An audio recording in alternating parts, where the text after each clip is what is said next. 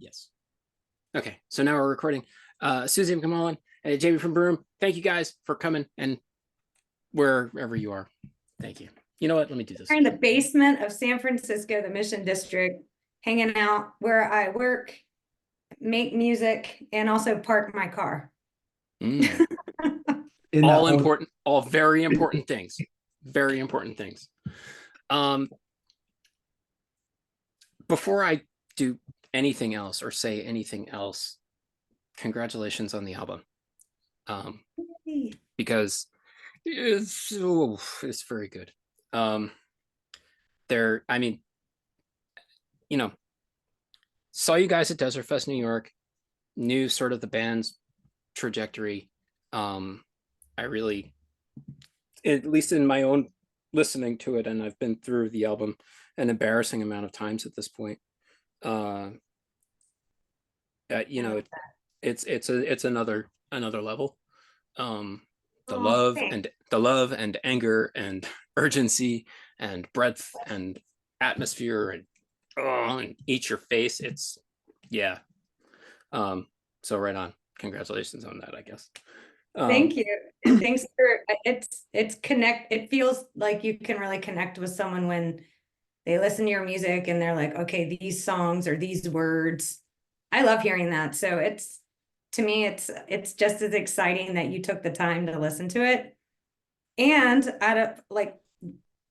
unlike a lot of people, you also wanted to read the lyrics, and I'm a nerd about that kind of stuff. So I'm like, yes, I did want to read the lyrics. Well, even in the, I get it. Even in the press release for the album, you know, the lyrics were sort of positioned as a focus for the record, and there was some discussion of, I guess maybe it was putting songs to lyrics instead of lyrics to songs. Was that kind of a, did that happen?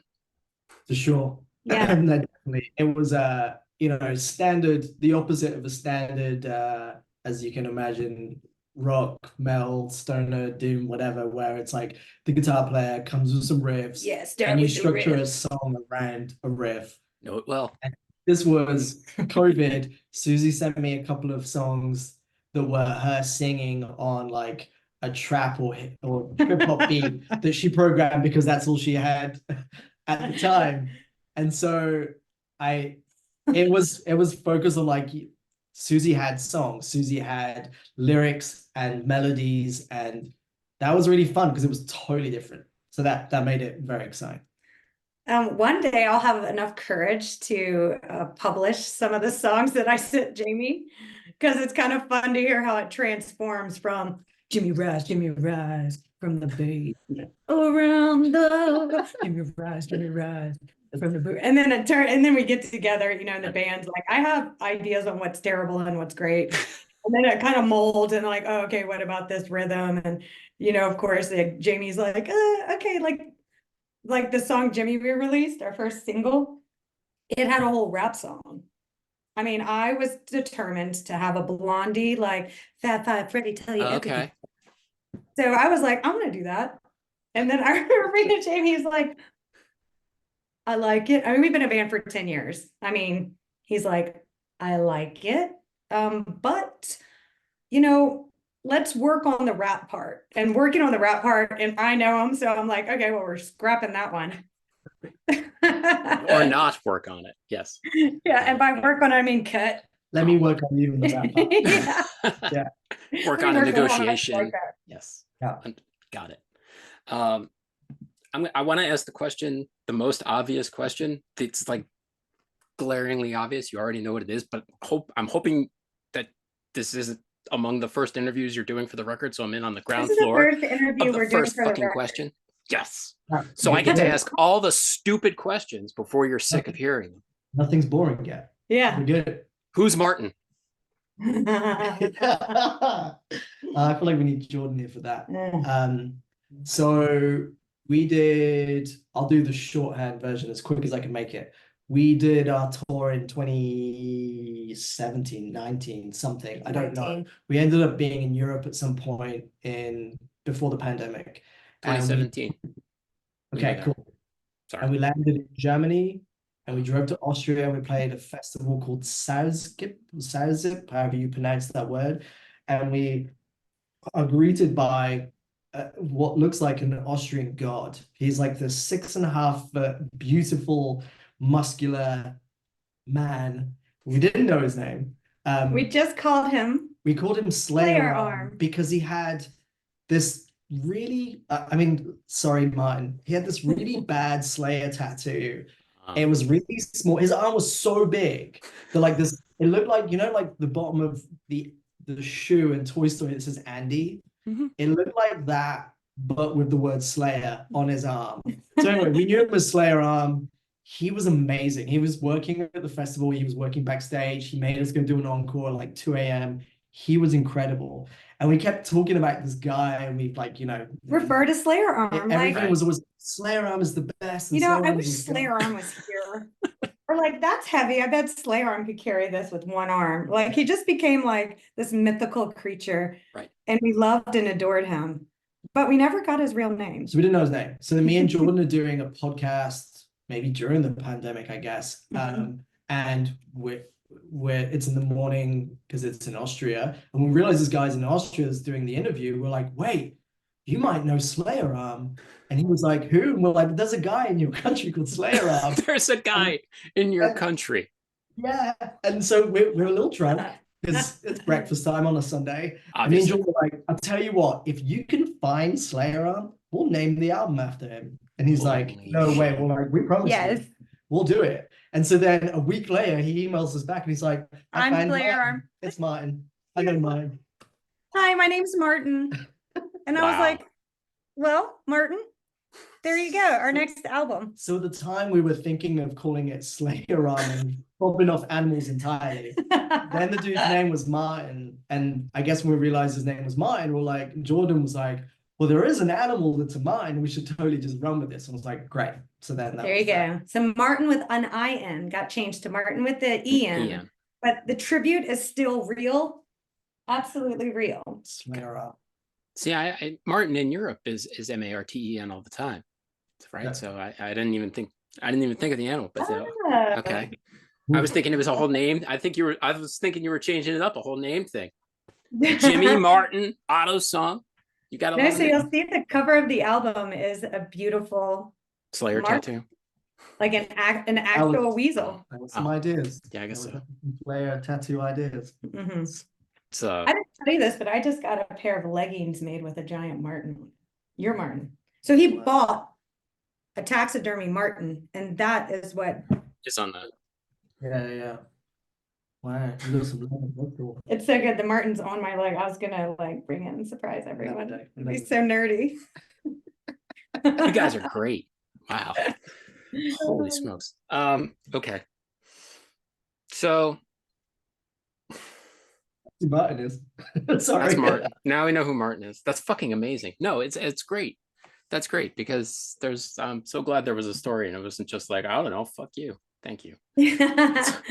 Well, sometimes Jordan will just be like, I love bunnies and this album will be called Rabbits. And we're like, you got it. Yeah. When we named a donkey, Jordan's like, when we were coming up with band names before we were even Brume, we would all come to the studio and be like, all right, what's the names? And I'm like, Donkey. Jordan's like, Donkey. I was like, I would love every time I get on stage to be like, thank you for coming to the show tonight. We're Donkey.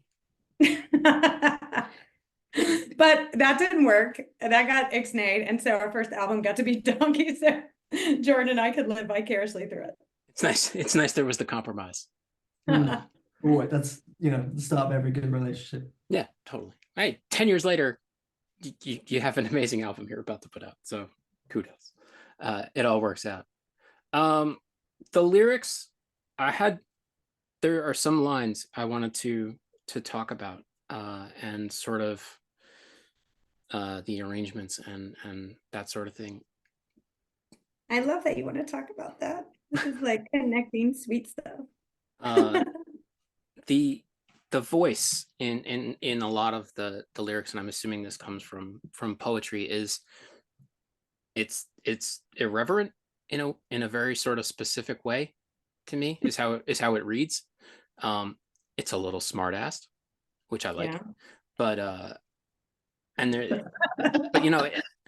for something that has this sort of grand flowing sound, and you got Jackie over there on the fucking cello, and everything is incredible and massive. At the same time, New Sad Are You, for being a song about grief, right? like you know what I mean? Just on the language level, because it's actually such a it's a somber, sweet song. It is. It absolutely is. But like, you would. Okay, I'm gonna say a lot of bands would do that song or attempt to do that song, and the lyrics they would put to it would be these sort of grandiose phrasing, classical. Yeah. Right, like in a world where the internet doesn't exist and everything is very severe. New Sad Are You, it's kind of funny, right? Like, greet new sad are you, like, haha, sucks, right? It's, oh my God, I love the interpreter of lyrics, but it here, like, the intention behind the lyrics, which a lot of people are like, I don't like to tell you so you can make it your own. I kind of like to tell you the intention, because it was the whole point of the whole song, the whole point of the whole giant poem that song was born from, was that if somebody dies or somebody leaves you, and it's devastating, right? But the only reason that it's devastating is kind of a great thing. It's because they loved you so much. And so you would never feel that devastation if that person didn't love you so much. And so, yeah, you're the new sad are you. And in a way, you're kind of lucky. It was like a flip on it, like a flip on the thought. I mean, the song's a lot deeper than that, but like, that was like the intention of it. But the delivery, I think that what you're reacting to as well is the delivery, as in not the delivery as in vocally, like written wise. Yeah. It's not flippant, but it feels more. I guess this is another thing that I've kind of like written down as notes generally about like this record, and that like it's really human, and I know human sounds wrong, but it just feels normal. Like, we were writing this almost like a pop album, and that like you don't need to like dress up anything. It's like, say it like it is. Susie is writing Susie's poems, but she's also writing them like Susie. Sounds like Susie. When I read that stuff, it's just Susie talking in a poem. It's conversational. Totally. That's what I mean by human. It's like, it's real. It doesn't sound like it's like some facade, which again, I think this whole genre does. Like, it's prone to. Yeah. Everything's a facade. Where like, one of the beauties of pop music is that it's really accessible. And I don't mean accessible in that like it's like catchy and easy to get. I mean, like, it's trying to connect with people on their level. Like, that's what I believe these lyrics do, or at least what the intent of it sounding and feeling normal should be. It doesn't have to be gothic. We're not gothic. We're just humans living now. Like, you know what I mean? And I've always loved how, like, I've always admired how Dolly Parton writes music. And a lot of the way that I write my poems or my lyrics is, it's kind of like a lesson or a story, kind of like how Dolly Parton would do it. And I just love listening to her songs, especially, like, I like making music that you listen to when you're by yourself and you're thinking about it. And you're like, yeah, like, that didn't even happen to me, but Dolly did such a good job on telling the story that I can put myself in that character and like, fuck that dude. And so I like to write like a story, in that way, where it's just like, it's like a simple story you would talk around a fire and like talk about a complicated subject, but using easy words. It's good, because that's right there. That's on the album. I feel like. I feel like that's. I thank you, Jamie, for saying the human aspect of it, because that's what it is, and I think that voice comes through a lot in Jimmy, in Faux Savior, in even in How Rude, despite the changes in arrangement and phrasing, which I actually wanted to talk about too. God damn, there's a lot going on in this album, guys. Yeah. It got weird. you're doing gospel 1 minute and I'm from Louisiana. Throwing a little gospel in a song is like, and you did. I mean, yeah. No, come on now. That's like that's one. classic. That's classic punk, Louisiana punk right there. Just add gospel. Yeah. Or brass. Or what? Or brass. Yeah, next record. It gets weird when you go to Louisiana. You know, a lot of really great bands out of like New Orleans and Baton Rouge don't really leave Baton Rouge and New Orleans that much, so you don't hear it. But when you get the luxury to go play shows there, or like I grew up there, there's a lot of really like interesting, weird, like bringing a lot of different genres together kind of bands. It's pretty special. The whole ecosystem to support that kind of thing, right? For however, anyway. Info Savior, legitimize a brand new home. What does that line mean for you? I tried to take the perspective of a woman who, you know, when you read about cults and cult leaders, there's always these weird stories at the end of these big religious cults of like, you know, the whole thing blew up because a bunch of women fell in love with them and now they're all mad at him, or like, oh, all the men left because he took the wives. And there's always this weird like attachment of like power, and that's normal. But in the cult, I wanted to kind of take a empathetic perspective of the woman who joins the cult. Like that's the voice that's written in. Like this is my story. I'm a woman who has a hole in my heart and I'm looking for something. And it's easy to be like, what's those guys' problem? But in a way, it's like we're all doing that. We all have this weird hole that we're trying to fill, and we do it with different ways. And some of them are accepted, like being a hard worker or maybe a marathon runner. And some of them aren't, like, you know, maybe joining a cult and falling in love with the leader. And so I was thinking how I would like to just think about putting myself in her shoes and being her. So when I say like, I'm looking for a brand new home, it's like, I just want to be a part of something. I want to have meaning in my life. And I'm looking for this new, like, kind of like home. Okay. You know, and that's why I joined the cult. So it's home as a place for self. Mm-hmm.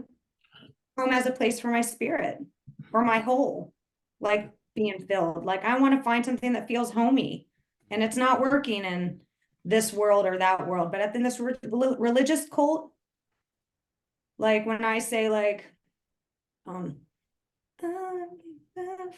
wait, how I long for salvation, awaken dreams. Of course, I had to shorten some things to sound cute, but like basically it's a woman just longing to like be forgiven for what she thinks makes her a bad person and look for like a home that accepts her. Okay. Fun fact, that song really almost had a rap in it. Like really, I have a few songs. Yeah. It was at the end. It's still good. I hear it in my head when you know what? Next record, fucking do it. Just do it. Like I think there's put out an alternate version. Go ahead. There's takes where you're rapping that Sonny was just like that reacts at the end. That one was the one. I was like, Susie, it's for you. Here's your fucking rap. Go at it.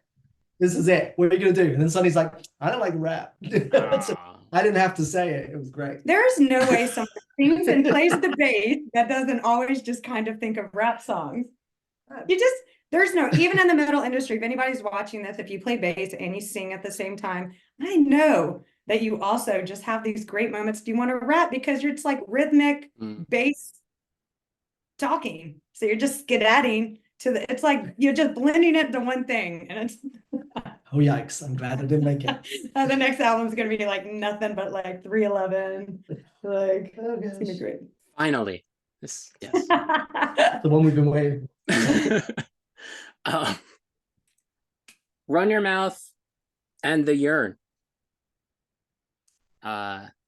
strikes as well, like I'm real pissed at my husband. It's two songs very definitely about love in kind of a roundabout way. Yeah, right? I know. It's so easy to write poetry when you're mad, and who makes you more mad than your partner? I have like about 30 books filled with how much I hate David, and I really actually massively love him. That's how you know. That's how you know. Yeah. You don't get that pissed at something you don't care about. You got it. Exactly. You guys. I mean, Run Your Mouth is just so ruthless. It's got like a whole other story behind it, but it's basically like, you can keep talking, but as soon as you shut up, I'm breaking up with you. Do you mind if I step in? And Oh God. I was like, oh God, please don't. It is. It's a ruthless bitch song. So that's one of those that actually that was like that and Jimmy might have been the two out of the pandemic, right? I heard that one. I was like, God, it's mean. It's so good. Like I was like, that is it. And that one was the one where it was just like, this has to just sound straight up like Paul's head. Like it's got to be really bitchy and sassy and mean and sad and slow and like angry, like sad angry. It's real good. Yeah, it's the kind of song that you don't really play live because it doesn't really get the party started. You know, it's. I mean, we don't mind doing that, but like maybe like the whole band and the crowd might not be into it. But it's like I want to play it so bad because it's just so nice to like get out that kind of anger. Yeah, you know, there's a certain vibe to that too. I feel like that'd work some nights for sure. You know, so I agree. Yeah, you can make it fit. That song, funny enough, that song was originally written for Mark Lanigan before he passed away. Like written to give to Mark Lanigan? Mm-hmm. Did you ever end up giving it to him? No, it was right before he passed away. Oh, like, okay, like right during. Okay. It was given to the label to give to him. I don't know if he ever opened the file. Yeah, I guess that was that submitted. Was it submitted? Was I guess what I was wondering. Yeah. We recorded a version of it that was like twice the BPM and without vocals. And that was one of the ones where we did it, but Susie had those lyrics, and I was like, I know we're doing this, but I love the lyrics so much. I don't want to lose our version of what this turns into. So we like submitted a version that was going to go to him, and you know, obviously it's very sad that he passed away, but I'm very glad that we got to keep our version of it. Right. Because to me, the vocals are it. They're incredible. It's quite a record in that regard. But I think also sort of the arrangements around that and sort of the space in the mix to allow for everything to sort of be showcased is something pretty special in itself. We were talking about that space. I was talking about that with somebody else, you know, Sonny DePerry was our producer. Yep. And helped us.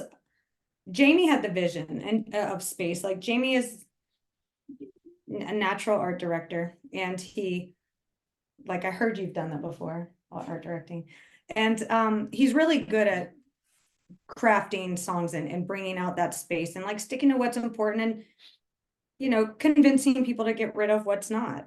And I think that's kind of what makes our songs beautiful and great. And Sonny, man, Sonny was like that on steroids, right? He brought that perspective and was like, I back you and some. No more rapping, cut this in half. He was really good at the takeaway. You know, and a takeaway requires a lot of ego-free time in the studio. I mean, a lot of times new bands, or you'll get together with new people and they're like, turn me up. You know what would make this sound better if my guitar part was louder? Or you know what this will be sound better? Susie's voice in the front and nothing else. You know, it's like your ego will make songs bad.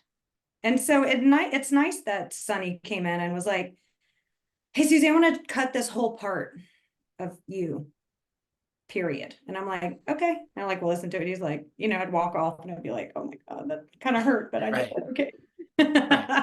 Right. It's like, I understand where it's a good thing, but yeah, no. I know. And then, you know, we would listen to it later and I'm like, damn it, he was right.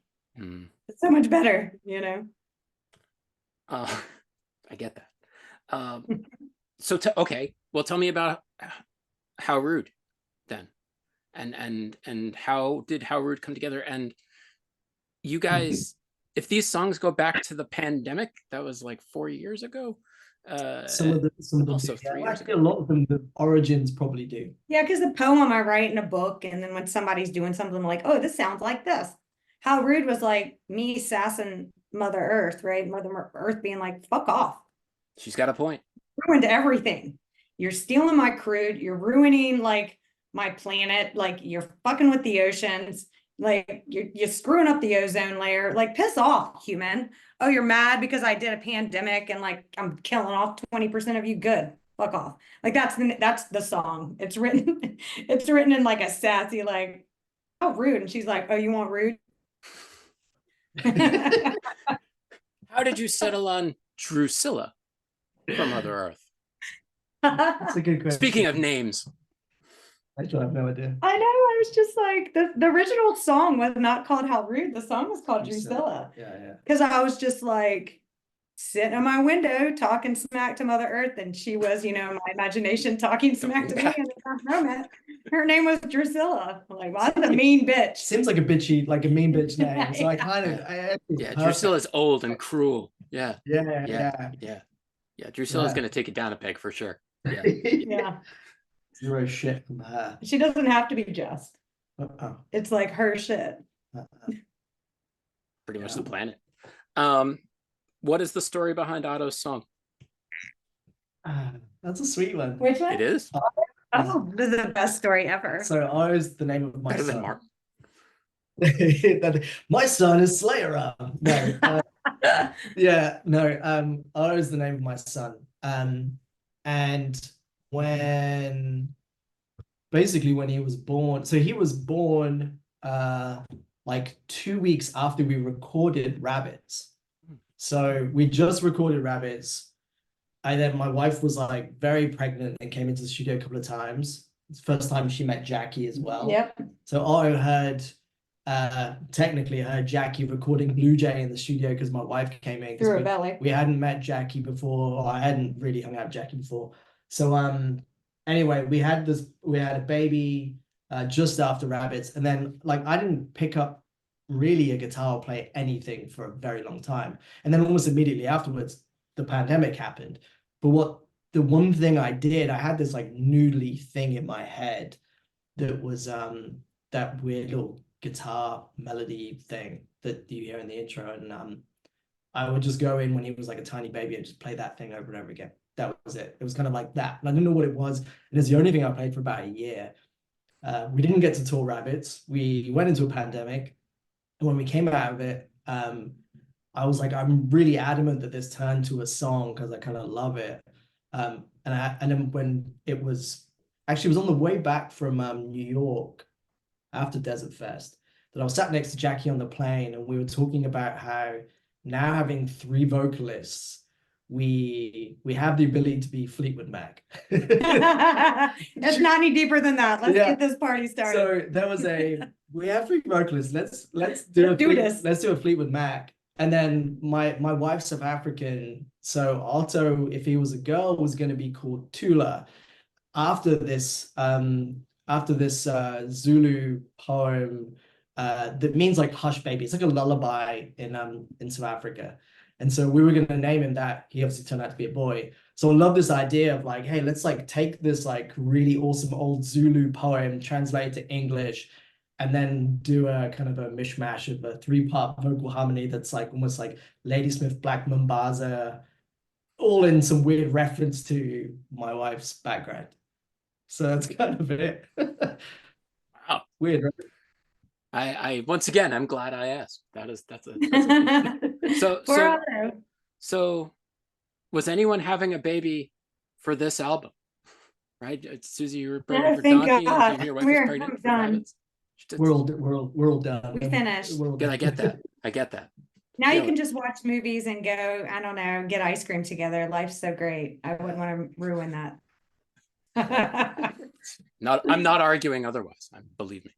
Ever. No, and like, gosh, now that my kid's 8, 9, and yours is getting up there, I might not have that much content for my mean songs about David anymore, because life's getting a little easy to co-parent. You say that. Yeah. I mean, more evil to come. Yeah, just give it a yeah. Yeah, I'm sure. Sometimes I will read a poem. I'm like, oh, I have a good idea for this song. I'll read a poem. And at the same time, Jamie and Jordan will always say, poor David. Poor David. It's a bad rap in this Now, when house. you have poetry that you've written after an argument or whatever it may be, just being pissed, do you remember it later? Do you read the poem and be like, oh yeah, I fucking remember that? Oh, yeah. Yeah. Look, it's worse every time I sing it on stage. It's like almost when I'm done with the song, if David's in the crowd, I'm like, you son of a bitch. Oh god. And then I have to like chill out a little and then go into the next song. Poor David. Poor David. Shit, man. Or David. Yeah. Wow. Poor David. He's taking a hit for all of us. Mhm. So that's He's strong. thank you, David. Um, Stay strong. I actually need to jump off in a minute. But what are, just while I have you, what are the tour plans? Are there tour plans? Where are you going? We have big picture plans. We wanna do something in Europe around Desert Fest. So we'll be at Desert Fest this year. If you're gonna be at Desert Fest, In we'll London. see you on Friday in London. I wish I was. I'm not. I have angled for a Desert Fest invite for years. And I saw Reese at Freak Valley last year because Steak played and he was all drunk and he was, hey mate, you come to Desert Fest next year. It's like, yeah, great. And I haven't had the courage to email him. So Yeah, I know. I always think about how many emails he gets. that's it. It's probably, I mean, because he hosts the greatest festivals in the world. So Yeah. thanks, Reese. We should also just email him now. Like that's totally fine. Reese, we were just talking about you. No, I'm definitely gonna do that since we came off this. JJ to be there. where's this Don't do that. Don't tell Reese we had this conversation. Okay. Thank We you. are recording. Oh yeah, no, I'm gonna like post this or some shit. Yeah, it's gonna be We're also gonna go on West Coast. Yeah, I think we want to, like Portland and Seattle is like spiritual home. We've done so much up there, and it's been a while, so I feel like we'll head up there at some point. But yeah, I don't know. I think we're kind of just open and seeing. There's no immediate intense plans. It's kind of more like us, which is like free and see what happens. Yeah, we're See gonna what chill. comes out. And we can have a good time going to like 2 cities and then maybe just staying in the last city for 2 more days to do nothing. And then come home. Like, we love playing music, but we also have been friends for 10 years. So we also like to just hang out and travel together. And now there's Jackie. So you can imagine, like, if you have 4 people in a band and 2 girls and 2 boys, it's easy to share like rooms and beds, and life's just kind of even more fun and easy. Table for 4 is really easy. See? Yeah. Wow. So we're booking less tours and looking for dinner reservations. Right, that's it. Yes. Everything. So yes. Yeah, I don't know. Like we're open. I think that Europe, some dates around there's nothing intense. We're not going to be that kind of band. It's not going to be some crazy tour schedule. No, I wasn't thinking you were gonna be on the road for like an 8-week shot. I was, just asking if you had anything in the works. Not trying. Yeah. Not calling you lazy, man. I feel like it. It's okay. Sorry. We're Yeah. I tired. promise I'm not. Yeah. All right. Yeah. Okay. Thanks for your time. This Yeah. was awesome. It was our Guys, first interview. We're Your excited. first interview. I feel like Visual one, thank you guys. It's fun. Thank Thank you. Jamie and Susie of Brume, your record is the best thing I've heard this year. And I've Aw. heard many albums. I know it's February. Oh, I'm sure you heard a chord per day, right? You're logging 300 by now. I don't even. Thank you. Thank you. Thank you for your time and your support for the whole scene, because Okay. no, I'm gonna say it. If it I'm going to wasn't stop the recording. like you, we would be invisible.